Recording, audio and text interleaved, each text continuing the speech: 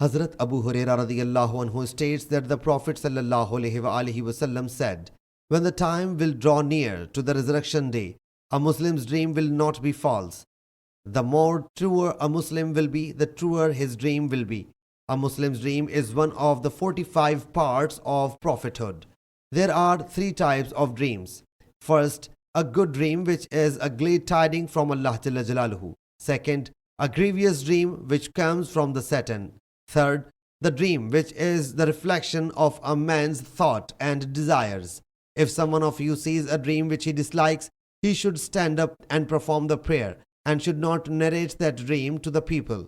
He ﷺ said, "I like to see fetters in dream and dislikes to see iron collar in dreams." Fetters stand for steadfastness in religion. The reporter says that he does not know whether this statement is a part of the hadith or the saying of Imam Ibn Sirin. Sahih Muslim Hadees number 5865.